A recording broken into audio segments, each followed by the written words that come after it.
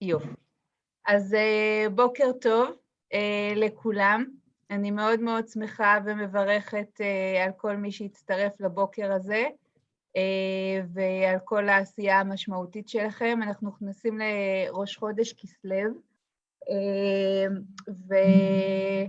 וקודם כל אני רוצה לספר לכם שיש יחידות שהמתנדבים התחילו להגיע, ויש לנו אפילו את היחידה בתל השומר שהמתנדבים מגיעים, עוד אין לנו מנהלת, ותקווה רונן ככה לקחה על אחריותה את השיבוט שיהיו ביחד, אז אני מאוד מאוד מודה לכל מי שמגיע ועושה מאמץ.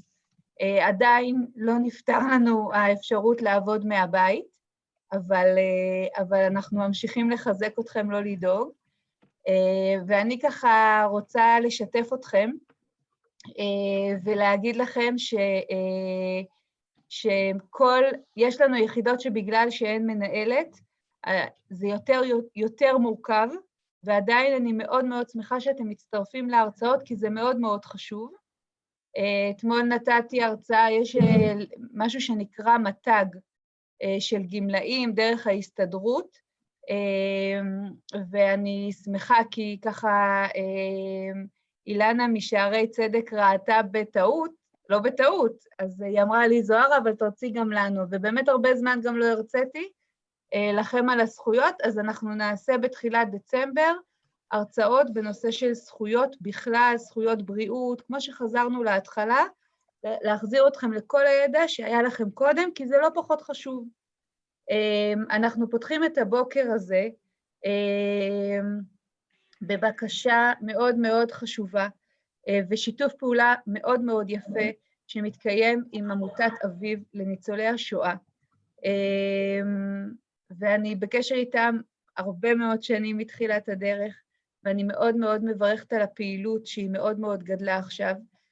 אז אנחנו מאוד מאוד נשמח לתת את הבמה לעורך דין יעל גרטלר, שהיא תציג את עצמה, היא מומחית לניצולי שואה, ניתן אחר כך היא גם תגיד מה דרכי הקשר ואיך אפשר לפנות, ואם יש שאלות, אנחנו פשוט ניתן להרצאה לעבור כדי שליעל יהיה את כל האפשרות, ואחר כך יהיו שאלות, אנחנו פה, אנחנו תמיד נותנים לכם גם כלים מעשיים ומקצועיים לעניין הזה. יעל, הבמה שלך, ההרצאה, קיבלנו אישור מיוחד מאורלי מהמנכ"לית תוקלט, יואב מאוד עוזר לי בזה, ואנחנו נעביר אותה כדי שמי שלא יוכל לצפות, יוכל לצפות פשוט. שיהיה לנו בוקר טוב ישראל, ושיהיה לכם חודש מבורך. יעל, אוקיי, אני מקווה שאתם שומעים אותי ברצף, כי אותך שמעתי קצת במקוטע, אז תסמנו לי אם יש איזה בעיה, אוקיי? את נשמעת מעולה כרגע. יופי, נהדר. אז שלום לכולם. אני עורכת דין יעל גרטלר דואני, יועצת זכויות בעמותת אביב לניצולי השואה. אני שמחה מאוד על המפגש הזה איתכם, כי אתם כמתנדבים, אני חושבת שלעיתים אתם נתקלים במצוקה ובקשיים של ניצולי שואה, ולא תמיד מודעים לכך שיש הרבה מאוד אפיקי סיוע המוקנים להם על פי דין, והם פשוט לא ממצים אותם. כלומר, אני בהרצאה הזו אעסוק בזכויות המוקנות לניצולי שואה. זה ברור שזה קשה ללמד את התורה על רגל אחת, אבל זה לתת לכם מושג לפחות שיש עוד הרבה דברים לעשות, ושבמקרים כאלה כדאי וצריך להפנות אלינו. אני תחילה אסביר קצת מה עושה העמותה שלנו. לאחר מכן נדבר על מכלול הזכויות של ניצולי שואה, ולסיום אני אתמקד בחידושים האחרונים, ולשמחתנו יש הרבה כאלו. בסיום ההרצאה אתם מוזמנים להעביר אלינו שאלות, ואני אשמח להשיב עליהן. אם לא במסגרת ההרצאה, אז לאחריה יש גם צ'אט, אפשר להעלות שאלות בצ'אט, וניכנס אליו בסיום ההרצאה. אז נתחיל. אז מה בעצם עושה העמותה שלנו? העמותה שלנו מסייעת במיצוי זכויות המגיעות לניצולי שואה, הסיוע, חשוב להדגיש, הוא ללא כל תשלום, והייעוץ שאנחנו נותנים ניתן על ידי עורכי דין המומחים בכלל הזכויות בארץ ובחו"ל. העמותה שלנו מקבלת מדי שבוע מאות פניות, בוודאי בתקופה הזו שיש חידושים, פניות רבות של ניצולי שואה, ואנחנו גם יוזמים בדרכים כאלה ואחרות פניות אל ניצולי שואה שטרם פנו אלינו.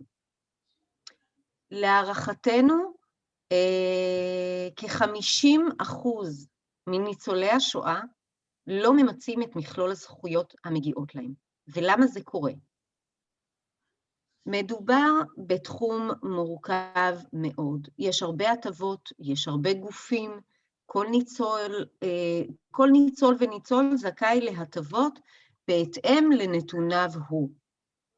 יש עדכונים רבים, וקשה לפעמים לעקוב אחר השינויים, וגם מי שמודע לשינויים מתקשה לעתים למלא את הטפסים לבד, ואת המסמכים, ולדעת איזה מסמכים לשלוח או להגיש. הבירוקרטיה היא רבה לצערנו, ואנחנו כאן כדי לסייע. בימים כתיקונם אנחנו מסייעים לניצולים באמצעות מפגשים במרכזי סיוע, שאנחנו קוראים להם נקודות זכות ברחבי הארץ. נכון להיום שוב נפתחו בתקופה, ממש בשבועות הללו, נפתחו רוב נקודות הזכות שלנו. אנחנו כמובן פועלים בהתאם להנחיות ולגופים שמשתפים איתנו פעולה. אם אנחנו נגיד יושבים במקום שהוא קשור לעירייה, זה תלוי בעירייה אם זה נפתח או לא, קבלת הקהל. אז כך שאנחנו משתדלים עד כמה שניתן. בימים כתיקונם אנחנו עורכים גם ימי מיצוי מרוכזים בבתי אבות. כרגע, כמו שאמרתי, מפגשים פרונטליים מהסוג הזה מותנים בהנחיות של משרד הבריאות, ובימי קורונה אנחנו תמיד פועלים גם דרך קו הייעוץ הטלפוני, אבל בימי קורונה זה הפך להיות ערוץ מרכזי, שבו אנחנו עושים טיפול עומק וסיוע מרחוק עד כמה שאפשר, לרבות אפילו מילוי טפסים והגשה של טפסים, ובאמת משתדלים להעניק את טיפול העומק והליווי מרחוק, כשאי אפשר להיפגש. במקרים שבכל זאת דרוש מפגש פרונטלי ואין יכולת להיפגש בנקודת זכות, יש לנו גם מתנדבים שבימים שבהם אין סגר מוחלט, מגיעים למרותקי בית. עכשיו, ההגדרה שלנו למרותקי בית זה לא חייב להיות מישהו שהוא מרותק בית לפי ההגדרות של ביטוח לאומי. אם בן אדם ניצול אומר לנו שמתקשה להגיע לפגישה, הוא לא מסתדרים מרחוק, מבחינתנו מספיק בשביל לשלוח לו מתנדב. הסיוע, שוב אני אומרת, הוא כמובן ללא כל תשלום. עד היום סייעה העמותה ללמעלה מ-65,000 ניצולי שואה לקבל הטבות בהיקף של למעלה של קרוב למיליון. מדובר לעתים בסיוע משנה חיים, מעוני לחיים בכבוד וברווחה. כדי להמחיש זאת, אני רוצה לפתוח בדוגמה של בני זוג שהגיעו אליי לנקודת זכות ברמת גן. אל תיבהלו אם אני אנקוב בכל מיני מונחים שיהיו זרים לכם, אני מקווה שעד תום ההרצאה הדברים יהיו קצת יותר ברורים. אז ככה, יצחק, יליד הארץ, שנולד בשנת 1934, לכאורה כלל לא ניצול שואה, הוא בכלל בא והתלווה לאשתו שבאה למיצוי זכויות. במהלך הפגישה מתברר פתאום שהוריו ברחו מגרמניה עם עליית הנאציזם בשנת 1933, וכי במהלך בריחה זו אמו הייתה בהיריון עמו. מעולם הוא לא הגיש כל בקשה, כי הוא לא ידע שיש לו זכאות להכרה כניצול. בסיוענו הוא הוכר כניצול שהיה עובר בעת הרדיפה של אמו והחל לקבל קצבה חודשית. רבקה אשתו, ילידת 1933, נולדה ושהתה במלחמה ברומניקו סרט, רומניה, שהוא הוכרה לפני כשנה כגטו. אני כבר אגיד במאמר מוסגר שחלק מהחידושים הממש אחרונים מאוקטובר, זה שהוכרו עוד גטאות ברומניה, ונגיע לזה. היא עלתה לארץ בשנת 1963, בהמשך תבינו למה גם שנת עלייה משנה, וקיבלה לאורך שנים מענק שנתי בלבד. סייענו לה לקבל קצבה חודשית, מענק ילדות עבודה, והיות שהיא עבדה במהלך המלחמה, הגשנו לה גם בקשות להטבות על עבודה בגטו. חשוב לציין שכאשר הגיעו אליי שני בני הזוג, הם התקיימו שניהם מקצבאות של ביטוח לאומי בלבד, בסך של כ-2,700 שקלים כל אחד. שכן הוא עצמו היה עצמאי כל חייו, והוא לא הפריש לפנסיה, והיא לא עבדה, ולכן גם לה לא הייתה פנסיה. לאחר הערה בהם לקבלת קצבה, לא הרפאנו אלא המשכנו ללוות אותם, ופעלנו לאורך הזמן להגדלת אחוזי הנכות שהוכרו להם, והם החלו לקבל תגמול מוגדל לפי הכנסה, ובמקרה שלה גם השתתפות בהוצאות דמנציה שלה. סך הסיוע מסתכן במקרה שלו בכ-7,000 שקלים, ובמקרה שלה בכ-10,000 שקלים לחודש, וזה עוד לפני שהיא קיבלה את ההטבות על עבודה בגטו. ממש לאחרונה התבשרנו שהיא אושרה לקבלת ההטבות על עבודה בגטו, שזה עוד 2,000 יורו מגוף אחד, ועוד היא החלה לקבל רנטה סוציאלית, זה כמו ביטוח לאומי גרמני, בסכום של 180 יורו לחודש, וקיבלה סכום רטרואקטיבי ששווה לכ-115,000 שקלים. זה רק ככה לסבר לכם את האוזן, עד כמה הסיוע שלנו יכול באמת לשנות חיים, ממש. כדי לעשות לכם קצת סדר, חשוב להבין כשמדובר בסיוע לניצולי שואה, ישנם 4 אפיקי סיוע אפשריים. המישור הראשון מדבר על עצם ההכרה כניצול. המישור השני זה מעבר ממענק שנתי לקבלת קצבה חודשית. מישור שלישי מדבר על הטבות שנלוות לקצבאות, למי שמקבל קצבה, ומישור רביעי, הטבות שאפשר לקבל ללא תלות בקבלת קצבה. ונתחיל עם המישור הראשון, שהוא מדבר על עצם ההכרה כניצול. מדובר במסגרת רחבה של זמן, מקום ורדיפות. כמו שראיתם בדוגמה של יצחק, שנת הלידה, מקום הרדיפה, סוג הרדיפה, יכולים להוות פרמטרים לעצם ההכרה כניצול ולסוג ההטבות שהוא זכאי להם. אם אתם מסתכלים על הסרגל העליון, אתם יכולים לראות שטווח ההכרה מבחינת זמן הוא משנת 1933, במקרים של יוצאי גרמניה, ועד לפעמים אפילו שנת 46, במקרים מסוימים, של עובר שאימו עברה במהלך הריונה אימו, רדיפה כלשהי עוד בשנת 45. כלומר, לא כל מי שנולד ב-46 הוא יכול להיות מוכר כניצול שואה, אל תטעו. אבל אם אימא, הבחינה היא האמא, במהלך ההיריון עם אותו אדם, עברה איזושהי רדיפה של הנאצים. אם היא עברה רדיפה, הוא יכול להיות מוכר כניצול שואה.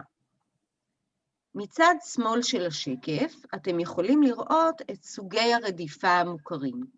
בריחה, עוצר, גירוש, טלאי צהוב, גטאות, מחנות, מסתור, זהות בדויה, עבודות כפייה והתלוות לעבודות כפייה. וכאן במפה המרכזית, זו המפה שמראה את הארצות שהיו מעורבות בצורה כזו או אחרת במלחמת העולם השנייה ובשואה, מעבר לילידי אירופה, שכוללת גם את חלק מיוצאי ברית המועצות לשעבר, אלה שהם ברחו מפולין או מארצות מערב אירופה למזרחה, לכיוון רוסיה, אוזבקיסטן וכדומה.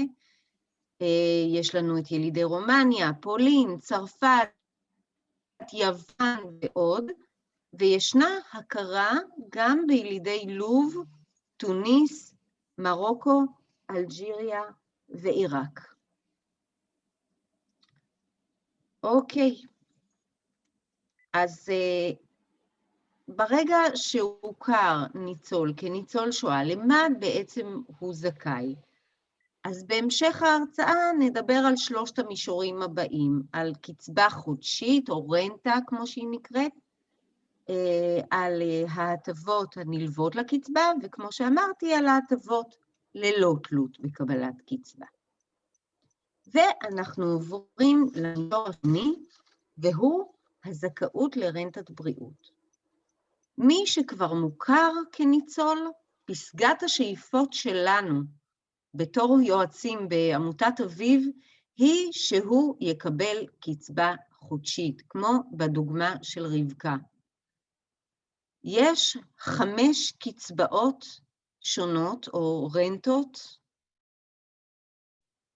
קצבת בריאות משמעה קצבה המשתלמת לניצול שעבר רדיפה כלשהי על ידי הנאצים, ונגרם לו נזק בריאותי עקב כך. חשוב להבין שהגדרת ניצול שואה משתנה מגוף לגוף.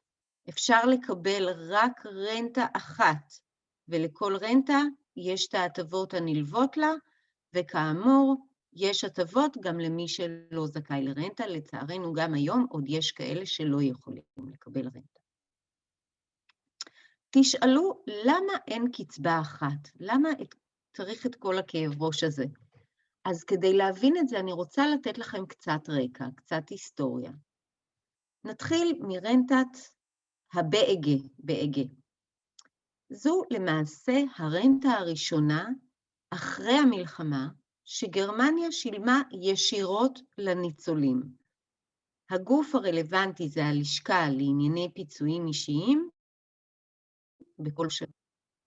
נר"ן, או נכי רדיפות הנאצים, זהו חוק שנחקק בעקבות הסכם השילומים שנחתם בשנת 53, הסכם השילומים הידוע, שחתמה מדינת ישראל עם גרמניה. ולמעשה, חשוב להבין שהסכם השילומים זה לא הסכם פיצויים לניצולי שואה, אלא זה הסכם שחותם בן גוריון עם גרמניה, לקבל סיוע מגרמניה בקליטת אותם פליטים שהגיעו לארץ לאחר השואה. כלומר, זה חל רק על מי שהיה בארץ ישראל באותה עת, ולכן חוק נר"ן יכול, קצבת נר"ן ניתנת רק למי שעלה עד שנת 1953. בשנות ה-60 נסגרת האופציה להגיש תביעות לבאג, מי שכבר מוכר, אי אפשר להגיש תביעות נוספות. ונר"ן, כמו שאמרתי, רלוונטי רק למי שעלה עד 53, אז אתם לבד יכולים לראות שבעצם היה פה איזשהו גאפ, איזשהו חור, פער, שהיו אנשים שעלו אחרי השנה הזו, עדיין לא קיבלו קצבה מבאג, ולא יכלו לקבל שום דבר, לא קיבלו שום פיצוי. קרן סעיף 2, זו למעשה קרן של ועידת התביעות שמתעוררים לקראת סוף בשנות ה-90, הם מקימים את קרן סעיף 2, שמאפשרת קבלת קצבה, אבל לא לכולם, רק למי שהיה בגטו, במחנה, במסתור או בזהות בדויה. כמעט עשור לאחר מכן, ב-2008, מחוקקת מדינת ישראל, קצבה ישראלית אני קוראת לה, שנקראת קצבת מחנות וגטאות, שגם היא למעשה מאפשרת מתן קצבה, אבל רק למי שהיה או במחנה ריכוז, או עבודה, או גטו. ולכן עדיין מי שלא היה במחנה ריכוז או גטו, לא יכול לקבל ממדינת ישראל. אם הוא היה במסתור או זהות בדויה, הוא יכול לקבל כבר מקרן סעיף 2, אבל אם הוא גם לא היה במסתור או בזהות בדויה, עדיין הוא לא יכול לקבל קצבה. אחרונה חביבה זו קצבת עובדי כפייה או ילדים שהתלוו לעובדי כפייה. זו קצבה שלפני שנים, שמבוססת על חוק שמחוקק לפני שנים אחדות, למי שעבד או התלווה לעבודות כפייה. החוק הזה נועד בעיקר להסדיר את הקושי של יוצאי יהדות רומניה, עולים מרומניה, שרובם עלו לאחר שנת 53, זו מדינה קומוניסטית, ולא יכלו לקבל קצבה, למרות שעברו רדיפות משמעותיות. ולכן הוחלט שמי שעבד בעבודות כפייה או התלווה להוריו לעבודות כפייה, יכול גם הוא לקבל קצבה. ונעבור למישור השלישי, שמדבר על הטבות נלוות. חשוב לזכור שגם מי שכבר מקבל קצבה, עדיין יש הרבה מאוד מה לעשות איתו, ואי אפשר לנוח על זרי דפנה. קצבה בסיסית, תבינו, מתחילה מ-2,400 שקלים בלבד, ולכן גם כשאתם נתקלים במישהו שכבר מקבל קצבה, אני הרבה שומעת, אבל הוא כבר מטופל, אבל הוא כבר מקבל, הוא מוכר. עדיין, להיות ערניים, אולי יש אפשרות להגדיל משמעותית את הקצבה שהוא מקבל, כמו בדוגמה שהבאתי של בני הזוג, שהעלינו להם את הקצבה באופן משמעותי מאוד. עכשיו, כשאנחנו מדברים על הטבות נלוות לרנטות, אני רוצה רגע להפריד בין קצבת BEG לשאר הקצבאות. בקצבת BEG ההטבות, בגלל שזו רנטה סגורה למעשה, שאי אפשר להגיש לה, היא לא רנטה פועמת וחיה, ההטבות הנלוות לה מאוד מצומצמות, והן ניתנות בעצם על ידי האוצר, על ידי הרשות לזכויות לניצולי השואה באוצר. מדובר בפיצוי חד פעמי של 2,000 שקלים למי שהם מיעוטי יכולת, שיש להם הכנסה מאוד נמוכה, מתחת לתקרה של 10,000 שקלים, מענק רבעוני שמשולם אוטומטית על ידי האוצר לכל מי שמוכר באוצר, וכעת יש גם השלמה לקצבה שנעה בין 100 ל-400 יורו, תלוי בגובה הקצבה. עכשיו ככה, הרשות לזכויות לניצולי השואה באוצר משלמת אוטומטית לכל הניצולים שמקבלים BEG ומוכרים באוצר, משלמת את ה-100 יורו, כי זה ברור, זה המינימום וזה, אבל אם למישהו יש מקבל BEG והרנטה שלו היא פחותה מ-1,000 יורו, הוא זכאי להשלמה יותר גדולה מ-100 יורו, אבל את זה האוצר לא יכול לדעת אם לא שולחים להם בקשה, ולכן יש פה בקשה שממש צריך למלא טופס, לצרף איזושהי אסמכתה מה גובה הקצבה שהוא מקבל מגרמניה, ובהתאם לגובה הקצבה קובעים האם ההשלמה היא 400 יורו, 300 יורו, 250 יורו וכדומה, אוקיי? ויש לנו את ההטבות הנלוות לנר"ן, לקרן סעיף 2, יוצאי מחנות וגטאות וקצבת עבודות כפייה, שאלו למעשה הטבות זהות לכל 4 הקצבאות הללו. מהן אותן הטבות שאפשר להגיש ב4 הקצבאות האחרות? חשוב להבין, הרבה אנשים אומרים לי, לא פעם, שהם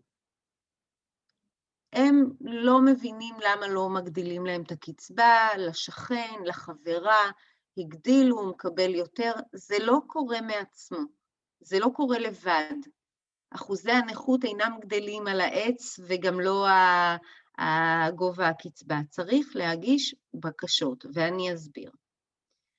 בכל הקצבאות הללו ניתן לפעול או בתחום הרפואי להגדלת אחוזי נכות, וכך גם הגדלת הקצבה בהתאם, או על ידי הגדלת הקצבה בשל הכנסה נמוכה.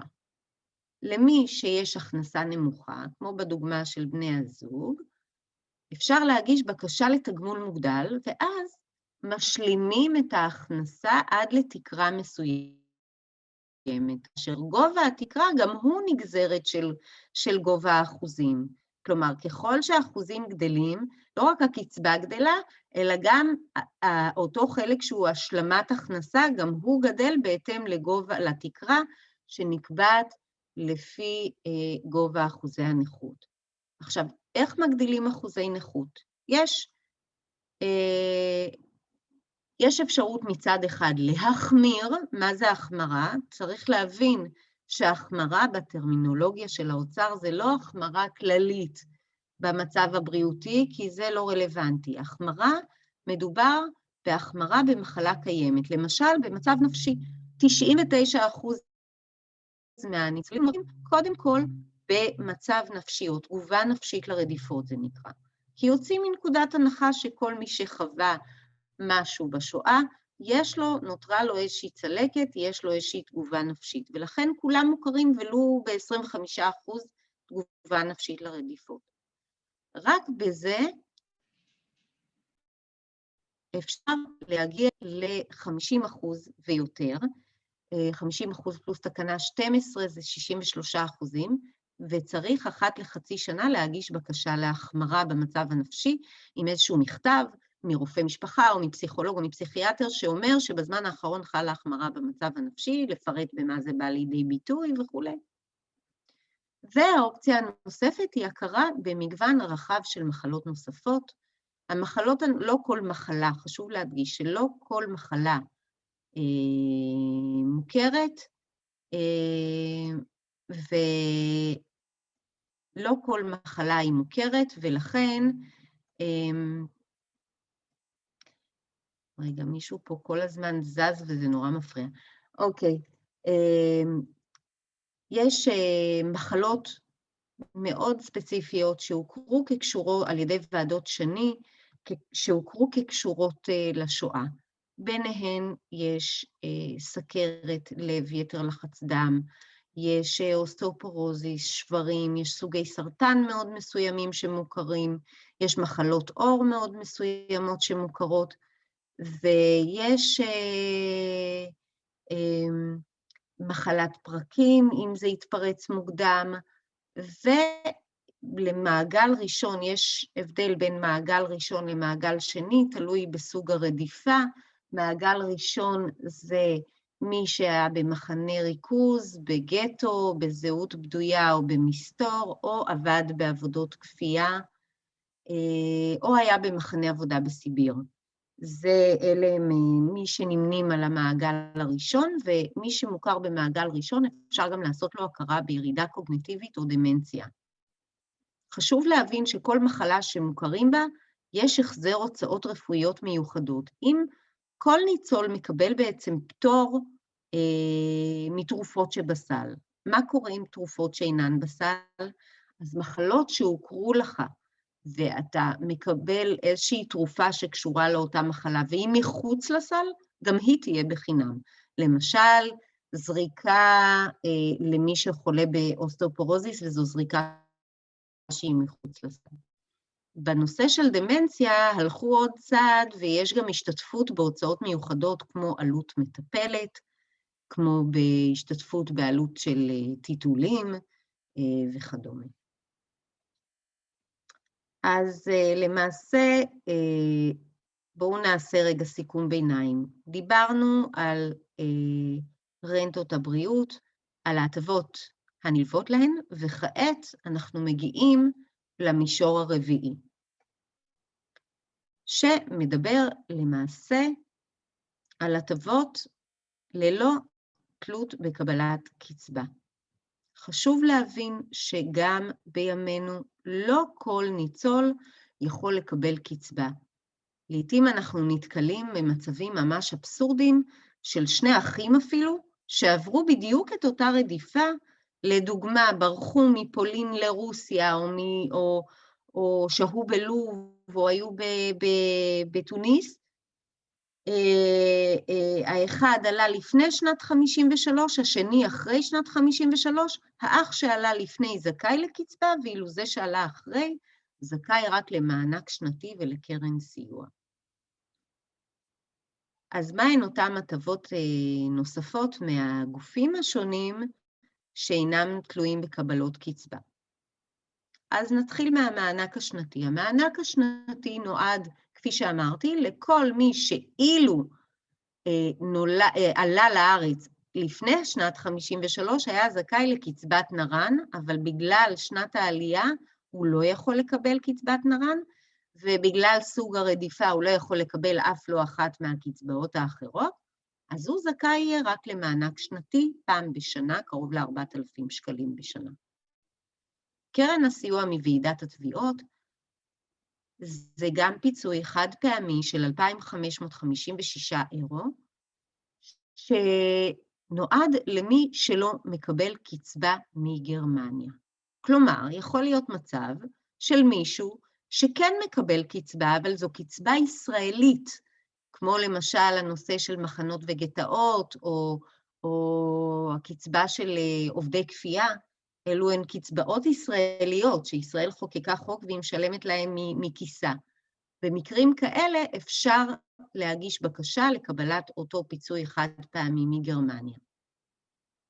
יש הטבות של הקרן לרווחה, שהן הטבות סיעודיות במהותן. מדובר למשל בסיעוד קצר מועד של 50 שעות סיעוד למי שהשתחרר מבית חולים ואין לו עדיין שעות סיעוד מביטוח לאומי. מדובר בתוספת של 9 שעות סיעוד למי שהוא דרגה 4 ו-5 מבחינה סיעודית. זה חשוב לי שתדעי, יעל, זה חשוב לי שתדעי שהמתנדבים בימים רגילים, זה מה שהיינו מאתרים בבתי חולים. היינו מאתרים את האזרח הוותיק המאושפז, ולמלות לו את הטפסים עוד בזמן, כדי שהוא יעלה. מעולה, נכון, נכון, כדי לקבל את 50 שעות. אותם איתרנו, בדיוק. בדיוק, אז זה באמת כל הכבוד לכם, זה באמת עשייה ברוכה, משום שהרבה פעמים יש ניצולים שלא מודעים שחייבים למלא את הבקשה הזו עוד תוך כדי האשפוז. אמנם יש גם את שעות הסיעוד בקהילה, אבל שם ההגדרות קצת שונות ולא תמיד עונים עליהם, וזה באמת עשייה ברוכה, אני שמחה שאתם עושים את זה. ויש את 9 שעות סיעוד, כפי שאמרתי. יש עוד הטבות שהן משתנות, תלוי בתקציבים שיש לקרן לרווחה. נכון להיום, כמה שאני יודעת, יש להם סיוע בטיפולי שיניים, סיוע עם משקפיים וסיוע עם ניידת שיפוצים. אל תשאלו אותי מה התנאים לקבלת ההטבות, כדאי פשוט לפנות ישירות לקרן לרווחה כדי לברר אם מגיע או לא מגיע. מי שירצה, אז אפשר לתת את המספרי טלפון בסיום ההרצאה של הגופים השונים. אז ככה, יש לנו את הפיצוי על הקינדר טרנספורט, זה אלו שנולדו באוסטריה, צ'כיה, ואלו ילדים שהועברו מצ'כיה, אוסטריה וגרמניה ערב המלחמה, אפילו קצת לפני פרוץ המלחמה, לאנגליה, ואומצו שם על ידי משפחות מאמצות, הם זכאים לפיצוי חד פעמי של 2,500 יורו. יש רנטה לממשלת פולין, למי שנולד בפולין והיה בסוג של כליאה, גטו, מחנה ריכוז, או אפילו מחנה עבודה בסיביר. יש סיוע לניצולי שואה מאוסטריה, יש רכבות הולנדיות, קרן פיצויים ליתומים מצרפת, לא נתעכב על זה כי זה יותר ספציפי, ומי שרוצה יכול מוזמן להתקשר אלינו ולברר. אני אתן גם את המספר שלנו בסוף. ולגבי הטבות על עבודה בגטו ומענק ילדות עבודה, אני מיד אדבר, כשאני אדבר על החידושים שיש לאחרונה, מאוד חשוב להבין מהם. ואחרי שדיברנו על הזכויות, רפרפנו על הזכויות באופן כללי, אני רוצה ככה קצת להתמקד בחידושים שהם ממש מהעת האחרונה, ממש באוקטובר לפני חודש. אז יש לנו ככה, יש לנו הכרה ב-29 גטאות חדשים ברומניה ובבולגריה, יש תוספת למקבלי קרן הסיוע של ועידת התביעות, יש עדכון קריטריונים בקרן האוסטרית, הוחלט על קצבה לאלמנות ובני זוגם של מי שקיבל קצבת BG, יש הגדלה של שיעור תגמולי הרשות לזכויות ניצולי השואה, קרן סעיף 2 גם מעדכנת סכומי הקצבה התלת חודשית. אני אתמקד כרגע בנושאים 1 ו-2 שבהם יכול להיות סיוע אקטיבי שלנו, של עמותת אביב. הנושא של הקרן האוסטרית רלוונטי רק ליוצאי אוסטריה, ומי שזקוק לייעוץ ספציפי מוזמן ליצור איתנו קשר. הנושא של אלמנים אלמנות הוא ממילא אינו בתחום העיסוק של העמותה. אנחנו מטפלים אך ורק בניצולים שחיים עדיין בינינו, ברוך השם יש עוד הרבה ניצולים שזקוקים לסיוע, ואנחנו לא מטפלים, לא ביורשים ולא בשאירים. הגדלת שיעור התגמולים יבוצע באופן אוטומטי, באמצעות הגופים, האוצר או ועידת התביעות, ולכן גם עליו אין לי כל כך מה להרחיב את הדיבור. אז אנחנו נתחיל באותה רשימה של ערים הוכרו כגטאות חדשים ברומניה ובבולגריה. אם תראו בתחתית העמוד, יש את אותם ערים שהוכרו ברומניה כבר ביולי 2019. אני ככה אקריא בזריזות, תסלחו לי אם יש ביניכם יוצאי רומניה שהם יגידו ששיבשתי את השם, אבל אני אעבור על זה במהירות. אז היה בוטושן, טרגו מורש, גלץ, פוקשן, טקוץ', רומן, ברלד, וסוי, אלבה יוליה, קונסטנצ'ה, טרגוניאנץ, חרלאו, בוזאו, רומניקו סרט, כמו בדוגמה של רבקה, שטפנשט, קריובה, פשקן ובקאו. להם נוספו ברומניה עוד 18 גטאות, ארד, בריילה, ברשוב, בוחוש, קלרצ'י, דבא, דורחוי, פלטיצ'ן, חוש, איליה, לוגוז', פלוישט, פודולילוי, סיביו, סוצ'בה, טרגו פורמוס, תימישוארה וטורדה, ו11 הגטאות שהוכרו בבולגריה, זה לובך, נברוקופ, ניקופול, קזנלוק, נורצלאי, טרגובישטה, דובריש, פופובו, פרסלב, פרובדיה וימבול.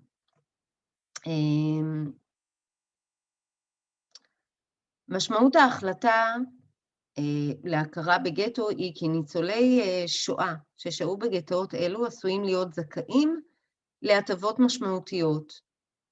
כל מי ששהה באחד מהגטאות הללו, בהחלט הפנו אותו אלינו לסיוע במיצוי זכויות ללא תשלום. אני כבר אומרת את הטלפון שלנו ואני אזכיר אותו גם בהמשך, כוכבית 5711. אז מהי משמעות ההכרה בגטו? הדבר הראשון זה זכאות לקצבה חודשית. כמו בדוגמה של רבקה. שאינם מקבלים רנטה, אלא רק מענק שנתי בגין הרדפותם, יוכלו להגיש בקשה לקצבה רבעונית של קרן סעיף 2 מוועידת התביעות, ולאחר אישורה גם להשלמה מהרשות לזכויות ניצולי השואה, או לקצבה חודשית ממשרד האוצר לפי חוק יוצאי מחנות וגטאות. הדבר השני הוא הכרה כמעגל ראשון. ניצולי שואה שמקבלים מהרשות לניצולי השואה מכוח חוק נכי רדיפות הנאצים, נר"ן, ואשר שהו בזמן השואה בערים הנ"ל, זכאים, להשתייך למעגל הראשון, כפי שהוגדר על ידי ועדות שני. משמעות ההשתייכות למעגל הראשון, קצת נגעתי בזה קודם, היא לצורך אפשרות לקבל מהרשות הכרה בדמנציה, לרבות השתתפות במטפל ובהוצאות רפואיות, וכן קביעת אחוזי נכות גבוהים יותר במחלות מסוימות שכבר הוכרו להם, או קריטריונים גמישים יותר להכרה במחלות מסוימות. הדבר הנוסף זה מענק ילדות עבודה לניצולי שואה שנולדו החל מהתאריך 1/1/28, יש זכאות ושהו בגטו, מחנה ריכוז מסתור או זהות בדויה, אבל במקרה הזה פה אנחנו מדברים על הגטו, זכאים למענק של 2,500 אירו מוועידת התביעות. ואחרון חביב, פיצויים על עבודה בגטו. ניצולי שואה שהיו באחת מהערים המוכרות כגטו, ועבדו בקדשות, גם בישנות, גם מי שהיה בגטו ורשה, ועבדו בעבודות שאינן עבודות כפייה, אלא עבודות שעשו אותם בכוחות עצמם, וקיבלו איזושהי תמורה עבורם, אפילו אם זה רק אוכל, או ביגוד, או קורת גג, זאת נחשב תמורה, עשויים להיות זכאים לשתי הטבות נוספות. האחת זה נקרא מענק של ה-BAVD, מדובר במענק חד פעמי בסך 2,000 אירו, ניצול שהגיש בעבר ונדחה כי עירו הייתה מוכרת, לא תגיש בקשה בשנית מכיוון שהטיפול בתיק נפתח אוטומטית בגוף בגרמניה שמטפל בדברים הללו.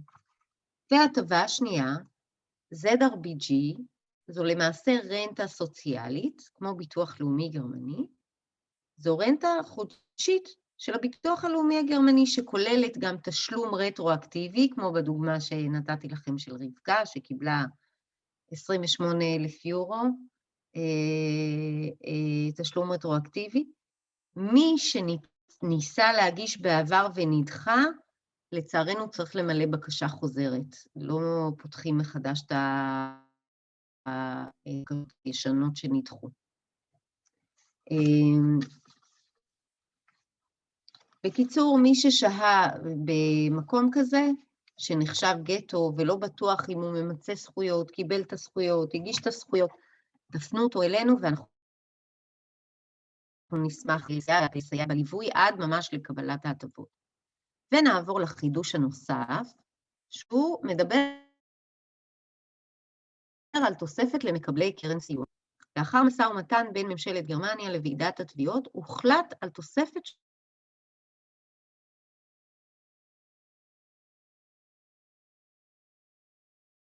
חד פעמי של קרן סיוע מוועידת התביעות.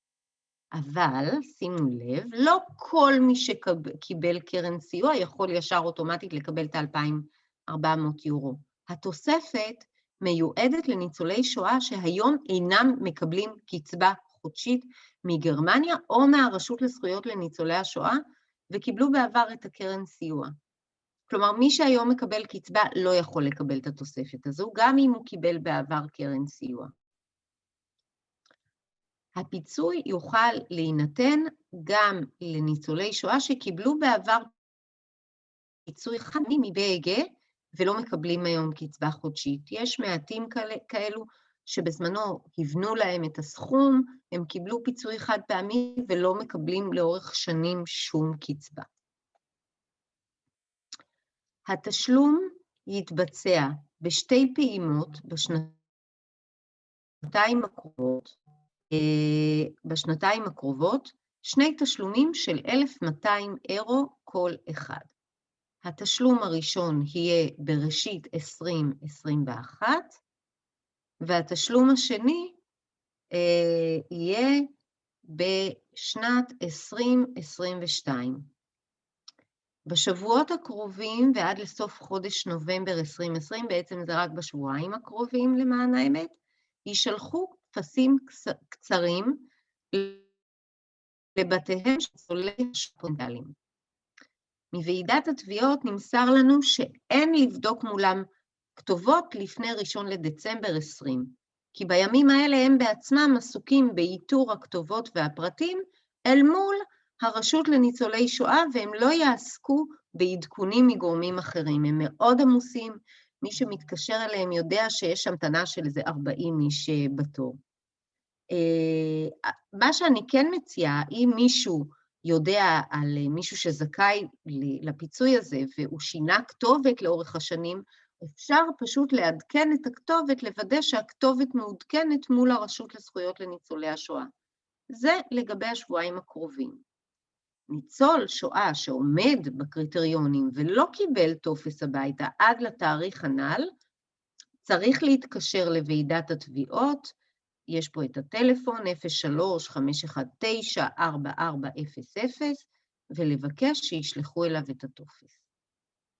אני אדגיש שאין צורך בחתימה על אישור חיים נכון להיום, בגלל קורונה והם לא מקפידים על זה, אולם על ניצול השואה להיות בחיים במועד הגשת הבקשה או ב1 לדצמבר 20, לפי המאוחר בין השתיים. התשלום לא מיועד לניצולי שואה שנפטרו או ליורשיהם, אני מדגישה. המועד האחרון להגשת הבקשות לקבלת התוספת הוא 31 לדצמבר 22, כך שיש זמן לא לדאוג ולא להילחץ. וכמובן, מי שמקבל טופס וזקוק לסיוע במילוי הטופס, אתם מוזמנים להפנות אותו אלינו לכוכבית, שוב, 5711. אז עכשיו אני רוצה להראות לכם איך מגיעים אלינו, מהם דרכי ההתקשרות עמנו. אז יש לנו אתר אינטרנט, יש לנו פייסבוק, אפשר לפנות אלינו גם דרך האתר, גם דרך הפייסבוק, ויש כמובן את קו הסיוע הטלפוני. יש כוכבית 5711, גם אם יש ספק, גם אם אתם חושבים שאולי ממצא, אבל אתם לא בטוחים, תפנו את הניצול אלינו. זה לא עולה כסף, וזה לא יעלה גם אם יהיה מה לעשות איתו. אוקיי, ועכשיו אני אולי נפתח את הדיון לשאלות, או זוהרה, אם יש שאלות בצ'אט אולי? בצ'אט כתוב